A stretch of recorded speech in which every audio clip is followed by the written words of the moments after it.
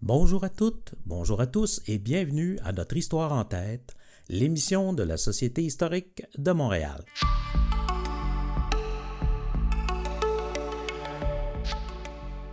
Ici Mario Robert, président de la Société historique de Montréal. Aujourd'hui, nous recevons l'historien Laurent Busseau, qui nous raconte une affaire judiciaire alors célèbre mais aujourd'hui complètement oubliée, l'affaire Ernest Lamirande, un voleur et faussaire français poursuivi par la police de son pays jusqu'à Montréal et finalement extradé. Il est interviewé par notre collègue, l'historien et documentaliste Mathieu Trépanier. Bonne émission!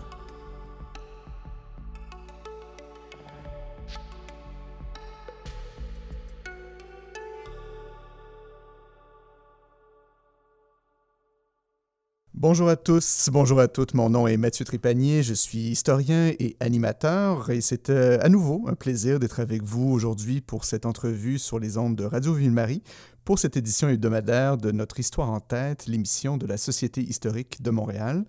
Aujourd'hui à l'émission, on reçoit l'historien et auteur Laurent Busseau. Laurent, merci beaucoup d'être avec nous aujourd'hui. Alors, Laurent Busseau, avant d'entrer dans le vif du sujet, je fais votre pédigré, comme je le fais à chaque fois. Donc, vous êtes diplômé d'une maîtrise en histoire de l'Université de Montréal, où vous avez également un certificat en journalisme. Vous êtes, on pourrait dire, un historien indépendant et vous œuvrez sous l'étiquette Historiens sans frontières depuis 2009. Vous avez publié plusieurs livres et articles sur des sujets variés, et notamment sur les invasions militaires des Fenians irlandais au Québec. Vous vous êtes intéressé également à certains sujets historiques qu'on pourrait qualifier un peu de à cheval entre le Québec et la France, d'où vous êtes originaire d'ailleurs. Je pense notamment à vos travaux sur les galériens iroquois, donc justement envoyés aux galères à Marseille sous Louis XIV. Et toujours dans cette même veine maritime, vous vous êtes également intéressé plus récemment à l'univers des corsaires canadiens, notamment à travers l'histoire des frères Lemoine, Pierre d'Iberville et Joseph de Sérigny.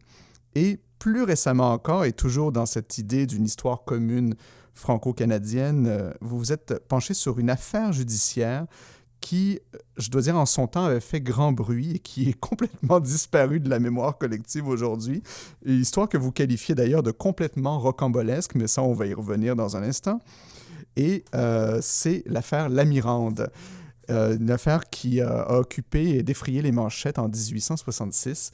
En quelques mots, Laurent Busseau, déjà, qu'est-ce que c'est que cette histoire, l'affaire Lamirande? Alors, l'affaire Lamirande, c'est l'histoire d'une cavale. En fait, c'est un caissier de la Banque de France de la ville de Poitiers, d'où je suis originaire. Alors, caissier, en fait, je dirais sous-directeur. Il faut bien comprendre que le mot caissier, à l'époque, avait une valeur fonctionnelle et de fonctionnaire plus élevée. Et ce monsieur Lamirande... qui est-il déjà? Alors, Ernest Sureau de Lamirande, en fait, est originaire du département de la Vienne, donc en France. C'est quelqu'un qui est un juriste, hein, il a eu une formation en droit. Ses parents, il fait partie de la bonne bourgeoisie, petite bourgeoisie provinciale du Second Empire. On est sous l'époque de Napoléon III, donc 1866. Et alors, il a réussi à avoir le poste en 1857. Et en obtenant ce poste, eh bien, en fait, il s'assure véritablement, comme beaucoup de Français de l'époque, une vie assez douce. En fait, il a un bon salaire, il a un bon poste, il n'a pas à se poser de questions.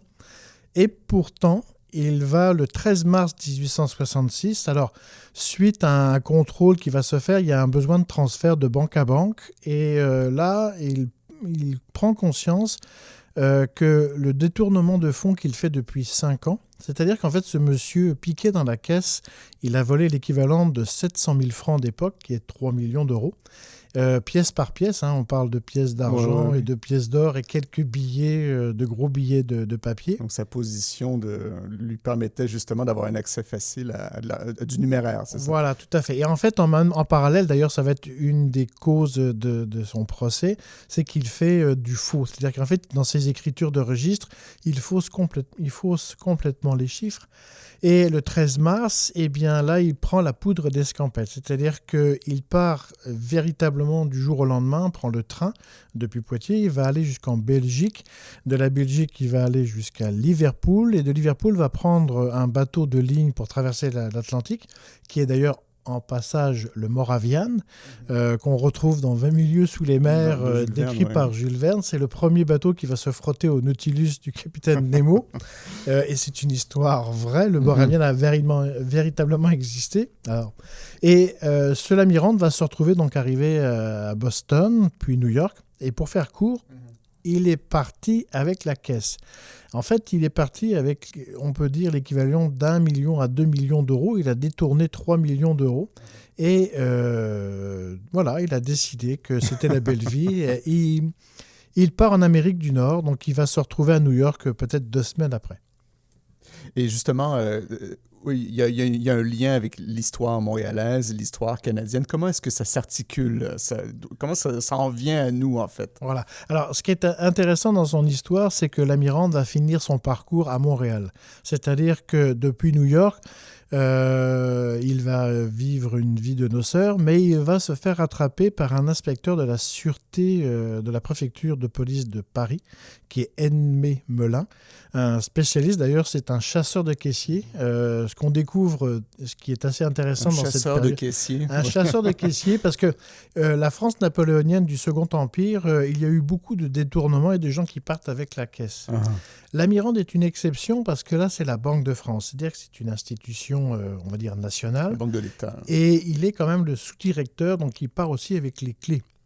Et il va se faire attraper une première fois à New York. On va l'identifier à New York. Et de New York, il va réussir à s'enfuir dans déjà une première aventure rocambolesque. Il va droguer l'US Marshall qui devait l'accompagner à la prison. On est le 4 juillet, c'est la fête nationale américaine. Il lui offre du vin, le vin est drogué. Et là, il prend le train en direction du Québec, donc du Canada. Il va se retrouver à La Prairie. Et début août, c'est là où il va se faire réattraper sur la frontière. On verra ensuite les détails. Et il va être emprisonné à Montréal. Et la police française, donc le policier français et le consul de France qui se trouve à Québec, vont l'identifier à nouveau et vont demander son extradition vers la France. Le problème, c'est que le droit britannique et le droit français sont à l'opposé. Autant dans le droit français, si vous êtes accusé, c'est à vous de prouver que vous êtes innocent. Autant dans le droit britannique, c'est à l'accusateur de prouver que la personne est véritablement un accusé. Ça, c'est exactement l'inverse. Oui. Voilà. Et c'est là où L'Amirante va mettre les pieds dans les plats parce que il va véritablement être une boule dans un jeu de quilles. Il va bouleverser la vie politique et diplomatique à Montréal et entre la France et l'Angleterre. Mais moi, j'aimerais, Laurent, faire une parenthèse avant d'aller plus loin. J'aimerais savoir comment est-ce que vous en êtes arrivé à découvrir cette histoire-là, parce que c'est quand même fou, là. OK. En fait, c'est le hasard. Quand je faisais mes recherches en 2015 sur les Irlandais Fenians, donc en fait, sur les invasions irlandaises venues des États-Unis à cette même période. Juste un petit mot rapide pour rappeler de quoi il s'agit. Alors, les invasions Fenians, en fait, les Fenians, c'est un terme qui est d'origine celtique et qui désignait des jeunes aristocrates du IIIe siècle catholique, donc de notre ère. Et c'est surtout une confrérie secrète irlandaise qui se loge à New York aux États-Unis, mais aussi en Irlande, et qui a décidé d'envahir le Canada pour le capturer et négocier la libération de l'Irlande qui est sous le joug britannique en 1860. On a appelé les Red Fenians. C'est ce qu'on a appelé les Red Fenians. Alors, pour faire très court, ils vont envahir le Québec par les cantons de l'Est. Et c'est là, dans une des archives d'un journal local qui était de Waterloo, donc dans les cantons, où je trouve un petit entrefilet en anglais où on parle d'un caissier de la Bank of France of Poitiers qui est arrêté à Montréal. Et moi qui suis de Poitiers, je me suis dit, mais qu'est-ce que vient faire un caissier de la Banque de France en 1866 de un Poitiers? Caissier Poitevin dans les cantons de l'Est. Voilà. Ouais, j'avoue qu'il y a de quoi susciter l'intérêt, comme quoi c'est souvent dans les petits entrefilets qu'on découvre des fois des histoires incroyables. Tout à fait. Alors, j'ai mis cette histoire de côté, ça a pris 2 ans, et en 2017, j'ai gratté un petit peu pour voir qui était ce personnage. Et c'est là où j'ai découvert qu'il était en cavale, que c'était quelqu'un qui était parti avec la caisse. Et j'ai surtout retrouvé les archives qui étaient la correspondance diplomatique entre Londres et Ottawa, en fait, entre le gouverneur général du Canada et le gouvernement britannique, et ensuite entre le gouvernement britannique et le gouvernement français. Et c'est là où je me suis rendu compte que c'est un cas d'incident diplomatique majeur. Et pour faire très court, c'est là où j'ai demandé à M. Jean-Marie Augustin, qui est un professeur d'histoire du droit, de me donner un petit coup de main. Il a accepté. C'était un grand... M. Augustin avait écrit beaucoup sur de nombreux criminels de notre région, mais ne connaissait pas la Mirande. Et quand il est allé aux archives départementales, il y a 3 caisses qui sont sorties. Et là, on s'est dit, il y a quelque chose. Et c'est parti de là. Et la Mirande, à Montréal, fait partie de l'histoire locale parce que il a été comme un buzz, si je peux me permettre ce franglais médiatique. Il y avait la Gazette, la Minerve, le Montreal Herald. En fait, beaucoup de journaux locaux en ont parlé. Ce qui est très intéressant, et on le verra un petit peu plus tard, c'est qu'à partir des journaux montréalais, il y a eu un écho en Angleterre, puis un écho en France, puis un écho dans le monde. Et à l'international du monde occidental de l'époque, la Mirande est devenue véritablement l'homme qui était le plus connu et le plus titré dans les journaux pendant 6 mois. Ah oui, rien de moins.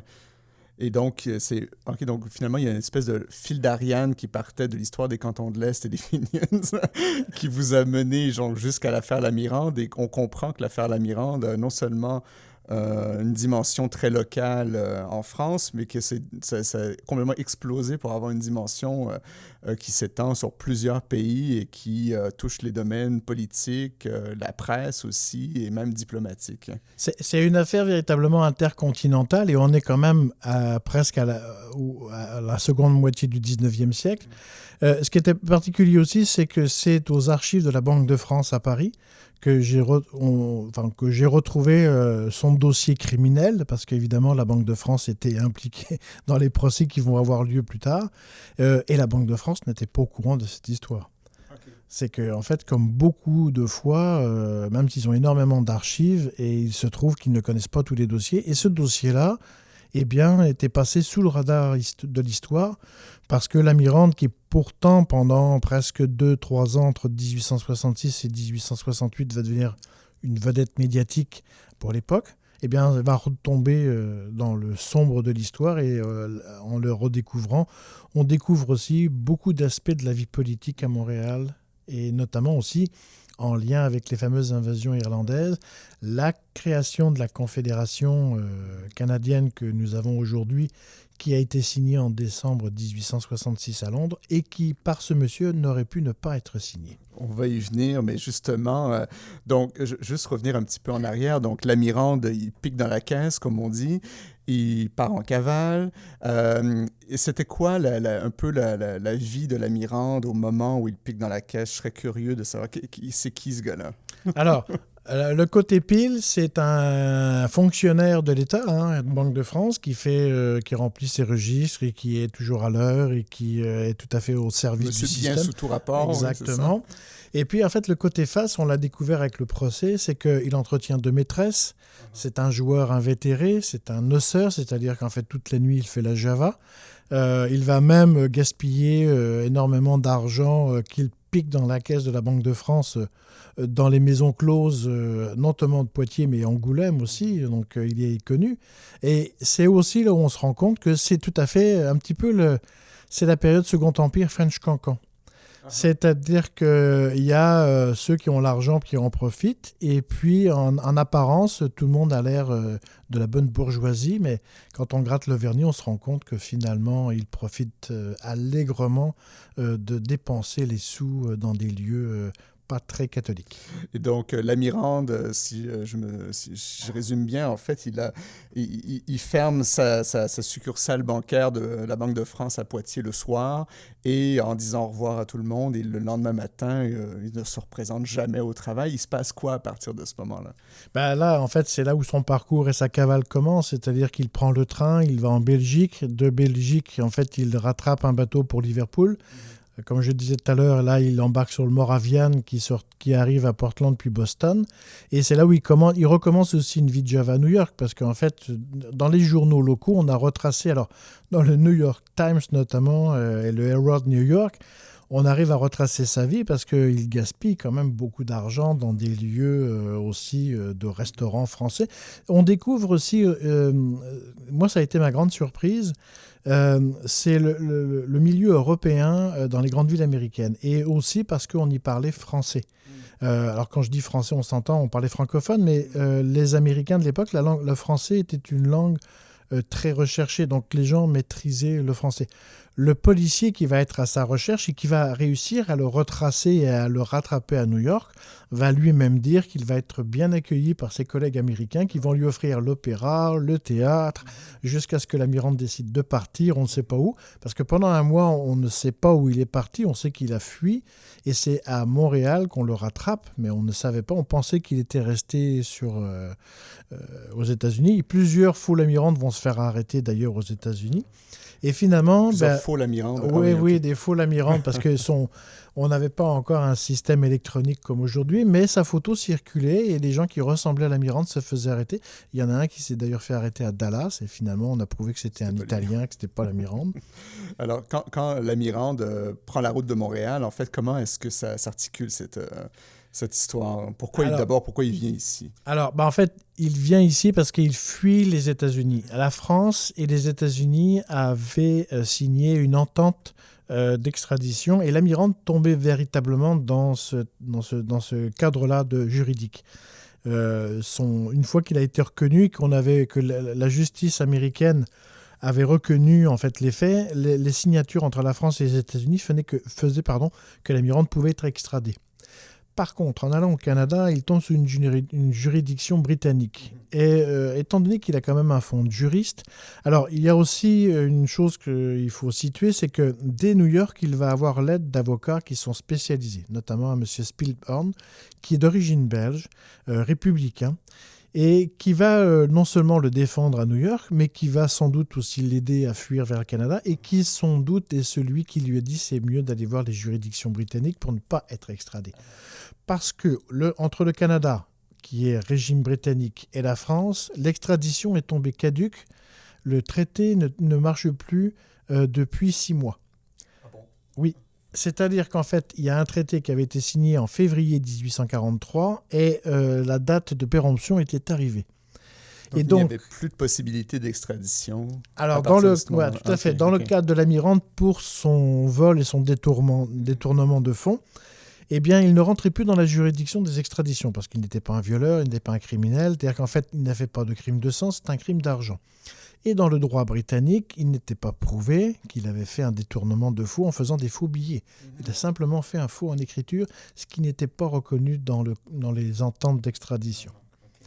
Et là, c'est là où on voit qu'il a un réseau quelque part qui se met en place et qui le soutient, parce que quand il va arriver, il est arrêté, il est envoyé à la prison du pied courant, qui est aujourd'hui sous le pont Jacques-Cartier. Et tout de suite, un avocat montréalais, Joseph Doutre. Figure libérale. Très connue, ouais. On le connaît, alors on connaît surtout M. Doutre dans son affaire avec Guy Bord, qui va arriver 10 ans plus tard. C'est lui qui va faire en sorte qu'on puisse enterrer M. Guy Bord.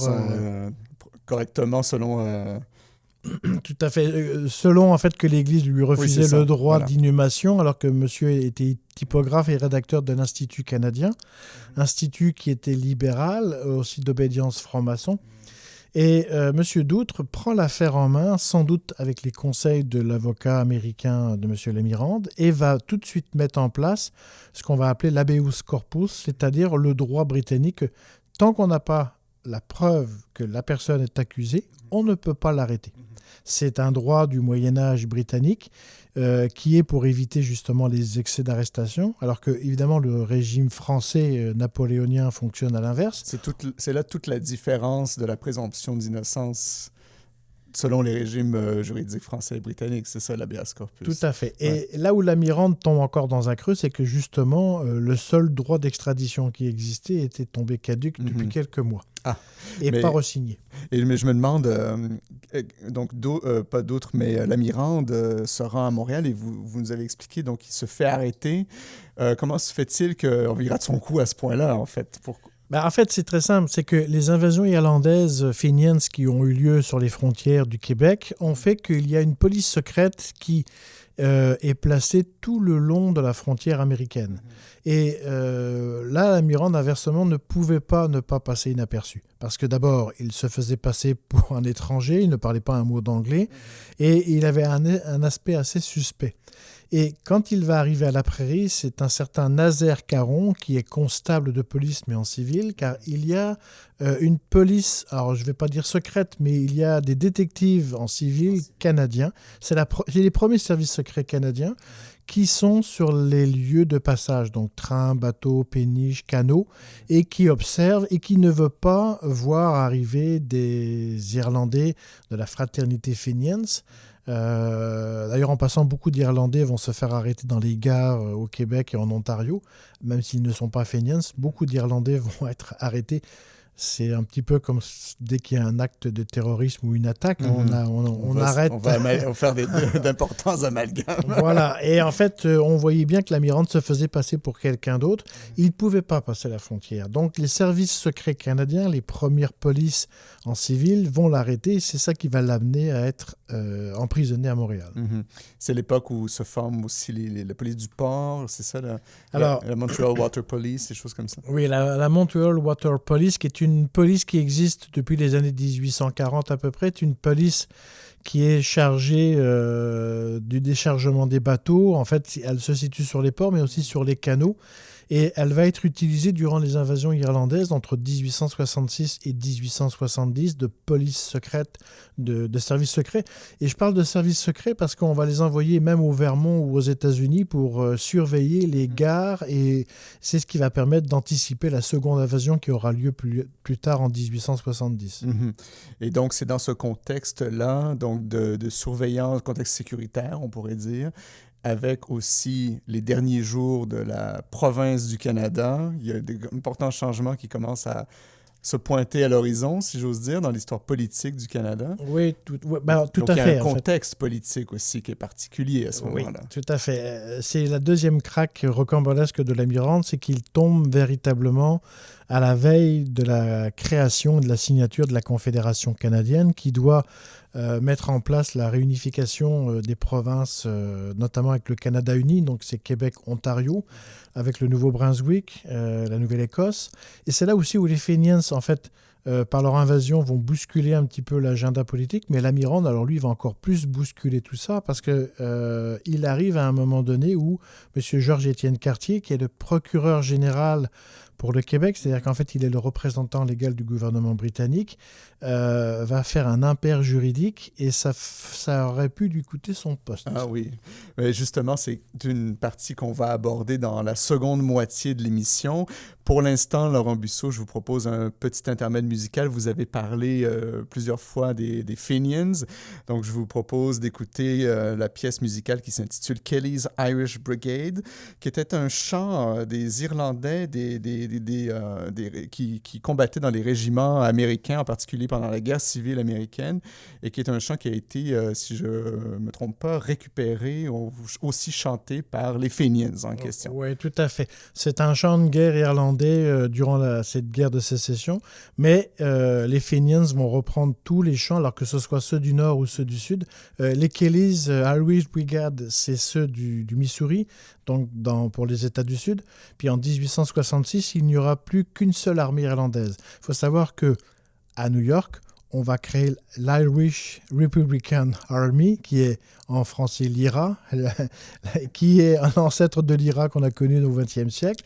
Et cette brigade militaire, en fait, c'est la fusion de tous ces soldats irlandais qu'on va récupérer à la fin de la guerre civile et qui vont chanter ces chants de guerre irlandais pro-Fenians. Et qui auront conduit indirectement à l'arrestation de la Mirande en arrivant à la prairie au Canada uni. On se retrouve immédiatement après cet intermède musical. On est de retour pour cette deuxième moitié de l'émission Notre Histoire en tête avec l'historien Laurent Busseau. Laurent, avant la pause musicale, donc on faisait état de l'arrestation de la Mirande une fois arrivé à Montréal. Et à partir de là, sa cavale, c'est plus simplement la cavale d'un gars qui a fait un hold-up dans une banque en France, c'est une histoire qui revêt une dimension politique et la presse s'en empare. Oui, tout à fait. En fait, elle va devenir politique parce qu'il va y avoir un jugement pour qu'il puisse être extradé du Canada vers la France. Donc, le policier et le consul de France sur place essayent d'obtenir ce qu'on appelle une garantie d'extradition, un document d'extradition. Ce que Georges-Étienne Cartier, le procureur général, veut bien leur donner parce qu'il y a aussi un contexte, et c'est là où le contexte politique est important. Georges-Étienne Cartier, le gouverneur général, sont des conservateurs. On est dans une période où les politiques qui tiennent le pouvoir, c'est conservateur. Sauf que la Mirande, grâce à ses avocats, notamment Joseph Doutre, là, c'est les rouges, les libéraux qui vont prendre le dessus en disant « hop, hop, hop, attendez, habeas corpus, on ne peut pas capturer quelqu'un et le faire envoyer dans un pays en plus très conservateur comme celui de Napoléon III sans qu'on puisse prouver qu'il est coupable. » Or, son avocat va mettre en place 3 points, c'est que d'abord, le consul de Québec n'est pas un ambassadeur, il n'est pas accrédité pour cette opération. 2, le traité est tombé caduc depuis le mois de juin, donc là on est au mois d'août, donc ce n'est plus valide légalement parlant. Et le droit britannique fait qu'il faut absolument que cet homme soit relâché tant qu'on n'a pas prouvé qu'il est coupable. Et c'est là où il y a une autre dimension à cette dimension politique, c'est que l'avocat de New York, quand il a confronté les avocats français qui étaient donc représentants du gouvernement de Napoléon III, il a subrepticement pris des papiers qu'il n'a pas rendus. C'est-à-dire, en fait, c'était la preuve écrite de l'accusation.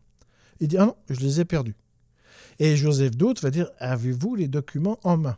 Et là, évidemment, les avocats, et notamment l'avocat qui représente l'État français, qui est François de Pomainville, est un associé du cabinet d'avocats de Georges-Étienne Cartier, conflit d'intérêts. Et là, évidemment, les libéraux soulignent que les conservateurs en font à leur tête. Donc, les copinages politiques et juridiques, le premier juge étant placé par M. Cartier, ça ne vaut pas le coup. On doit faire un procès devant la cour, ce qu'on appelle la cour du banc de la reine, et le juge, qui est le juge Drummond, qui est un excellent avocat, qui a été le patron de Joseph Doutre. Qui est un rouge aussi. Qui est un rouge aussi, évidemment, va bloquer le processus d'extradition en disant « hop, hop, hop, prouvez-moi que M. Lamirande est bien coupable ». Des forces beaucoup plus grandes que M. Lamirande, finalement, se mettent en place et il devient quoi là-dedans, Lamirande? Eh bien, Lamirande, il suit un petit peu le courant, c'est-à-dire que conseillé par ses avocats, et puis là, il voit aussi une belle occasion de ne pas de ne pas retourner en France, parce qu'il sait pertinemment que là, c'est le bagne et le pénitencier qui l'attend. Alors, lui aussi, il prêche le faux et le vrai. C'est-à-dire qu'un coup, il dit « oui, je veux rentrer », puis après, non, il retire, il dit « non, moi, j'ai pas dit ça, je vais rester, mes avocats me représentent ». Monsieur Doutre, ce qui est très intéressant dans les détails qu'on a retrouvés à la Banque de France, c'est que le policier, monsieur Melin, est contre-interrogé par les avocats, alors monsieur Doutre, mais d'autres avocats qui font partie du même cabinet.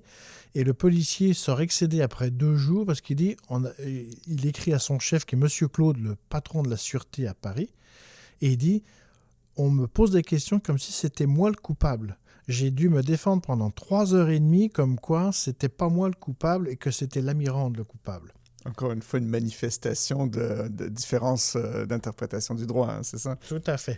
Et là, c'est là où il y a un conflit d'intérêts qui va se placer d'un point de vue juridique et diplomatique, parce que Georges-Étienne Cartier, excédé par cette situation, va quand même signer le droit d'extradition. C'est-à-dire qu'il va signer un document permettant aux policiers français et au consul de France de Québec, qui est l'ami intime de M. François de Pomainville, qui est l'associé de Georges-Étienne Cartier, à sortir Lamirande de prison contre l'avis du juge Drummond et de l'emmener vers la France. Et c'est là où, à minuit, donc l'opération va se dérouler en pleine nuit, à la gare de Montréal, où des policiers canadiens et le policier français vont venir très discrètement avec un document signé alors par Cartier, mais aussi par le gouverneur général qui, lui, dira plus tard « Je n'avais pas toutes les informations, mais j'ai signé le document ». On va se présenter à la prison, alors que le juge Drummond avait bien dit « Ce prisonnier reste là jusqu'au jugement final qui a lieu dans 2 jours ». On sort la Mirande discrètement, on l'embarque dans un train, et c'est là où ça devient encore plus rocambolesque, parce que l'avocat new-yorkais, donc d'origine belge, M. Spielhorn, qui a un petit doute sur la situation, se trouve à la gare et voit la Mirande embarquée dans un wagon.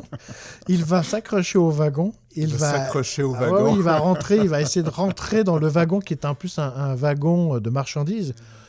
On met la Mirande dans un wagon scellé, pour l'emmener jusqu'à Québec, prendre le bateau en direction de l'Europe.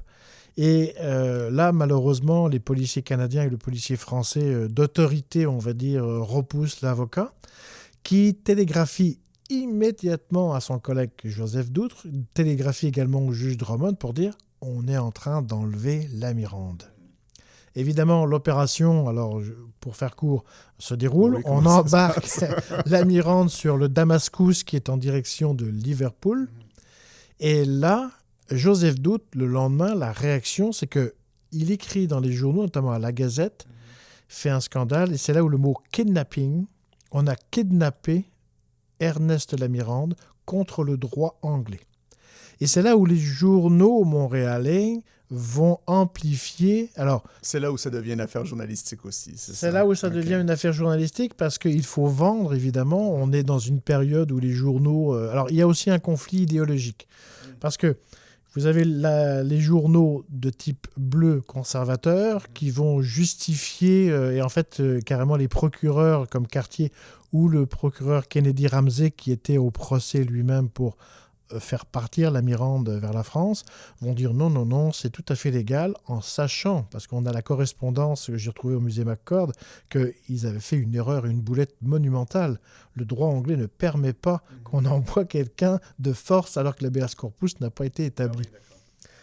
Et là, les journaux rouges, et même d'ailleurs d'autres journaux comme celui, le Courrier du Canada, et ça va avoir une répercussion aux États-Unis, et en Angleterre, parce que c'est ce qu'on va appeler les dépêches, il y a déjà quelque chose qui est arrivé et qui va être un outil technologique et d'une innovation comme on pourrait aujourd'hui trouver avec Internet. C'est ce qu'un historien anglais a appelé la Victorian Internet, l'Internet de Victoria.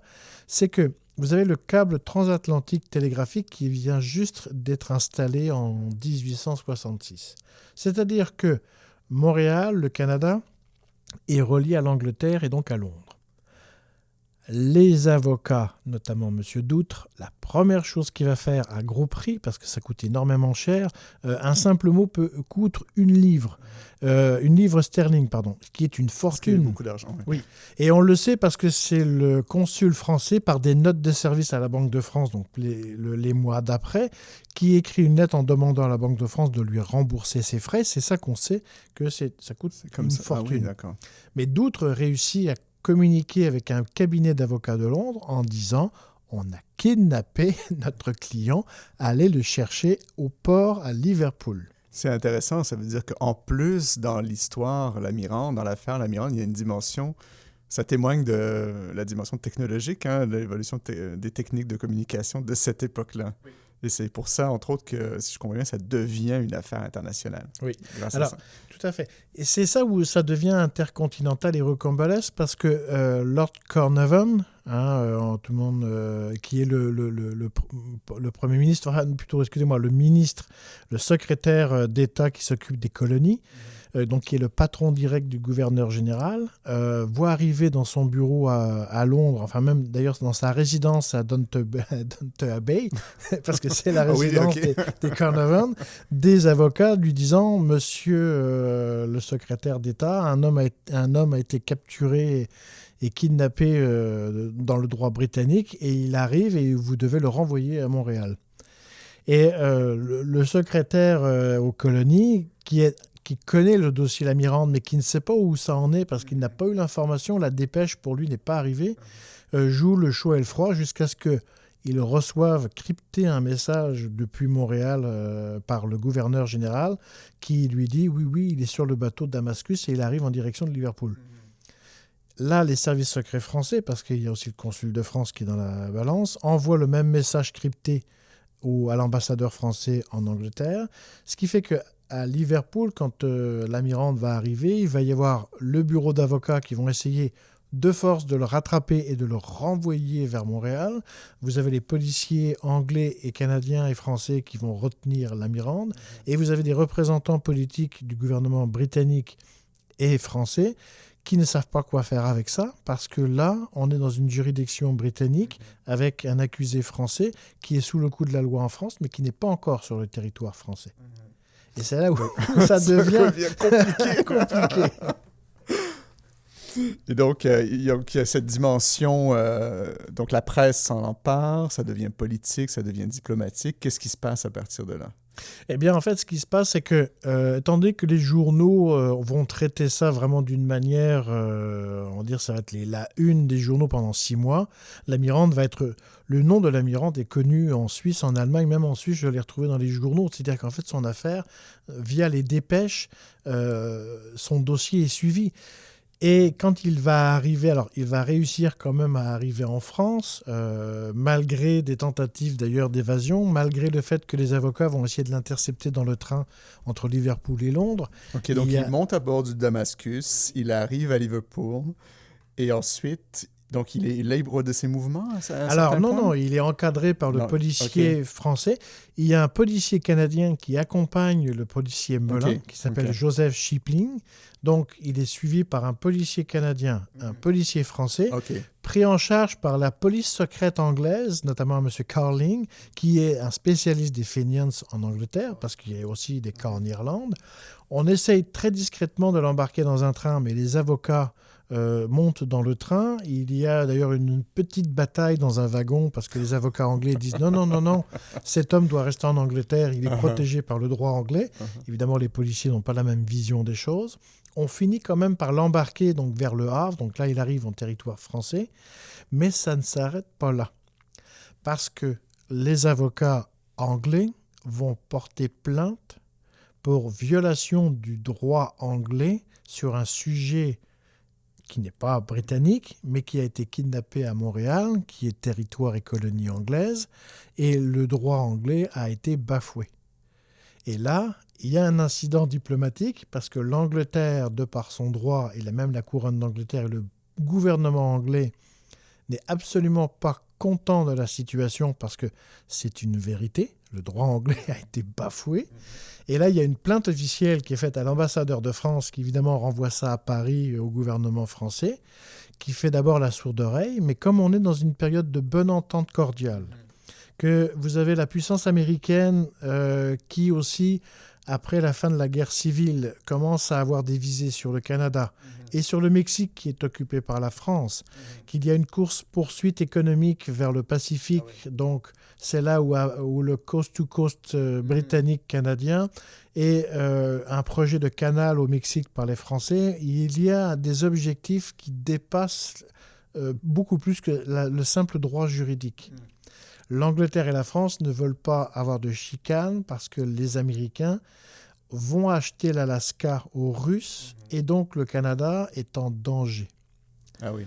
Il y a un risque politique et international. Donc Cartier, finalement, se retrouve malgré lui au centre de toute cette histoire. Oui, et il y a une lettre que Lord Carnarvon, le secrétaire aux colonies de Londres, envoie à Monk. Alors, c'était Monk, Stanley Monk, le gouverneur général, et il n'est absolument pas content, et il sous-entend l'idée que Cartier devrait peut-être faire ses valises. Le problème, c'est qu'on est en août 1866, et la signature pour la Confédération à Londres doit se faire en décembre 1866. Et si Cartier n'est pas là, il n'y a pas de signature. Parce que les francophones conservateurs n'accepteront pas que ce soit juste M. John MacDonald, qui viennent tout seuls. Il n'y a pas de représentant plus que Georges-Étienne Cartier pour aller signer en Angleterre. Alors, là, il y a une problématique qui se pose et les Anglais en Angleterre, enfin le pouvoir conservateur n'est absolument pas content de la situation parce qu'ils sont pris entre deux feux. D'un côté, on peut se chicaner avec nos voisins français, mais ça sous-entend aussi qu'on n'a pas d'alliance économique et politique face à la puissance américaine qui est montante. C'est des enjeux beaucoup plus grands. Oui. Et la signature de l'Amérique du Nord britannique, de la création de cette fédération de provinces, face aussi aux poussées Fenians, parce que les Fenians ont été soutenus par les États-Unis en 1866, on le sait. Donc militairement et, on va dire moralement, les Fenians irlandais, quand ils envahissent, la tentative d'envahir du Canada, c'est un soutien américain, c'est une déstabilisation. Alors là, la Mirande est rentrée là-dedans en mélangeant les cartes. Et la France ne veut pas relâcher évidemment son prisonnier. Le droit français, c'est absolument hors de question. Puis ce serait un précédent parce que si à la rigueur, la Mirande avait été un simple caissier d'une banque XY, parce qu'il y en a eu d'autres qui ont fait le coup, à la rigueur, ça aurait peut-être pu se négocier. Mais la Mirande était un caissier sous-directeur de la Banque de France, l'institution monétaire et financière du Second Empire. Là, on ne peut pas se permettre de faire un contre-exemple avec lui. Il faut faire un exemple. On l'a ramené, on va le juger, on va l'emprisonner, puis il va y avoir droit. Mais du côté britannique, et là, il y a une crise qui arrive aussi dans la Chambre des Lords, parce qu'évidemment, les opposants au gouvernement conservateur en Angleterre suivent le mouvement qui s'est fait à Montréal en disant « cet homme a été kidnappé et c'est une violation du droit anglais ». Et là, c'est plus la France qui est responsable, c'est le gouvernement en place. Ça va durer... il va y avoir des échanges des noms d'oiseaux autant à Montréal qu'à Londres.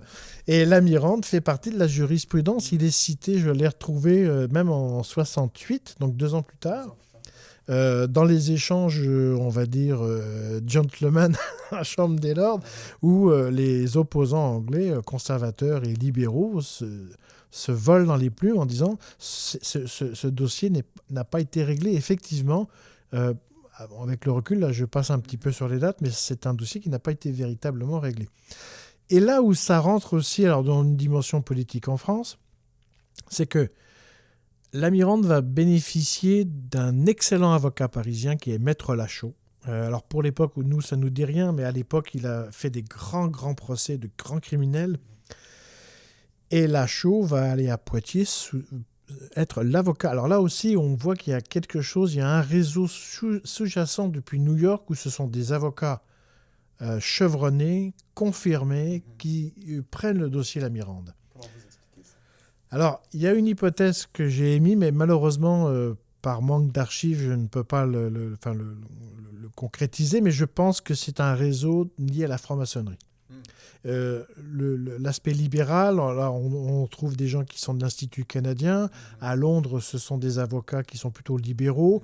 En Angleterre, Spilhan est en fait un ancien républicain belge qui a fui justement la monarchie belge, donc il s'est réfugié en Angleterre. Donc, il y a aussi un aspect très politique et très pragmatique dans ce dossier-là. Et Lachaud, lui, véritablement, fait partie un petit peu de cette bourgeoisie libérale qui est vogue un petit peu entre deux eaux dans le Second Empire. C'est un peu le film Illusion perdue, c'est-à-dire que c'est des gens qui sont arrivistes, mais en même temps qui ont des points de vue politiques qu'ils défendent à travers leur métier. Et Lachaud, le procès va avoir lieu en décembre à Poitiers, donc en cour d'assises. La première chose que Maître Lachaud va dire, cet homme a été volé à l'Angleterre. Ah oui, On ne peut pas le juger, il a été volé à l'Angleterre, donc il ne doit pas être là. On doit le renvoyer à Montréal pour qu'il soit jugé, et là on va le ramener s'il faut. Évidemment, le procureur général à Poitiers, alors ça devient un dossier politique, tout le monde s'est entendu pour dire on ne marche pas sur ces œufs-là. Le procureur va dire c'est un faussaire, il a fait des faux enregistrements, et c'est là où il va y avoir une guerre juridique. Alors, ce sont des détails de droit sur est-ce que c'est un faussaire parce qu'il a fait une fausse écriture de chiffres ou est-ce que c'est un faussaire parce qu'il a aussi profité pour voler? Et c'est là où, avec l'habeas corpus, ça va un petit peu limiter la justice française parce qu'ils ne pourront pas l'accuser de vol, car s'il l'accuse de vol, c'est un voleur, donc ça veut dire qu'il faut le ramener en Angleterre. Qu'est-ce qui devient la Mirande dans tout ça? Alors, la Mirande, en fait, ce qui est fabuleux dans son parcours, alors, il fait partie de la bourgeoisie poitevine. Et en fait, il fait partie du système quand même du Second Empire. Les gens qui vont le juger en cour d'assises, parce que c'est quand même une cour publique, ce sont des gens qui sortent de son milieu. Il y a même d'ailleurs une personne qu'on a identifiée comme quelqu'un qui faisait la même noce que lui à Poitiers. Parce que là, il est jugé à Poitiers. Donc, il se retrouve à être jugé par les gens avec qui il faisait la Java. Donc, il devait logiquement prendre minimum 10 ans de pénitencier donc à Fontevraud. Alors, on n'en voit pas encore au bagne à Cayenne, mais Fontevraud, qui est aujourd'hui, qui était une abbaye transformée en prison pénitentiaire, on devait l'envoyer là pour 10 ans. Alors, il va être accusé pour 7 ans, et donc son jugement va se faire. On va l'envoyer 7 ans. Mais la fin de son parcours est très particulière parce qu'il va sortir au bout de 7 ans. Et là, ça a changé. En 1866-1870, Napoléon III prend une claque face aux Prussiens et à Bismarck. Donc la France, il y a aussi la Commune de 1871. Après, on se retrouve dans une Troisième République. Donc la Mirande, qui ne devait pas sortir du territoire français, va se retrouver en Suisse avec une de ses maîtresses, qui était Eugénie Claes, une de ses maîtresses poitevines qu'il avait abandonnée et qui pourtant va finir sa vie avec lui. Et il va finir musicien dans un hôtel à Genève et il m'a décédé en 1902. Et on l'a retrouvé grâce à Eugénie, en fait, parce que, pour faire très court, c'est le décès d'Eugénie en Suisse qui va faire qu'il va signer son nom. On retrouve sa trace. Et les archives à Genève nous ont envoyé le document et on a trouvé la Mirande qui est donc mort en Suisse. Alors, par contre, on ne sait pas s'il avait avec lui le fameux paquet de 240 000 francs. C'est ce qui restait perdu à la fin dans sur le les 700 000 du début. Et la finalité de l'histoire, c'est le policier canadien qui a accompagné la Mirande depuis Montréal jusqu'à Paris. Parce qu'en juillet 1867, il écrit une lettre à la Banque de France que j'ai retrouvée, où il dit avoir eu des informations où l'argent serait encore à Montréal et le père à la Mirande, qui était lui-même avocat et banquier, aurait payé les avocats à Montréal, mais il y aurait de l'argent qui circule encore à Montréal. Et Joseph Shipley a fait une lettre où il indique que cette curieuse affaire, cette fameuse affaire La Mirande, n'est pas terminée en 1867 parce que l'argent court toujours et il demande à la Banque de France qu'est-ce qu'il doit faire parce que la Banque de France veut quand même récupérer son bien. Alors là, malheureusement, on n'a pas plus d'informations, mais l'argent a dû être volatilisé en Suisse et utilisé sur le lac Clément. Le proche du lac Clément. Merci infiniment, Laurent Busseau, pour nous avoir raconté cette histoire effectivement totalement rocambolesque de ce pauvre La Mirande dont finalement son geste a fini par le dépasser complètement.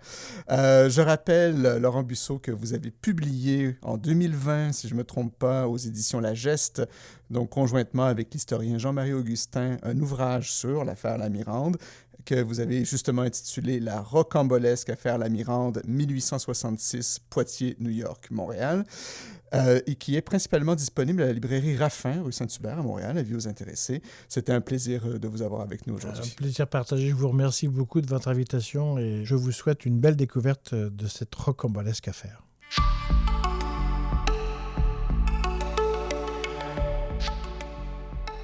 Nous en sommes maintenant à la fin de cette émission.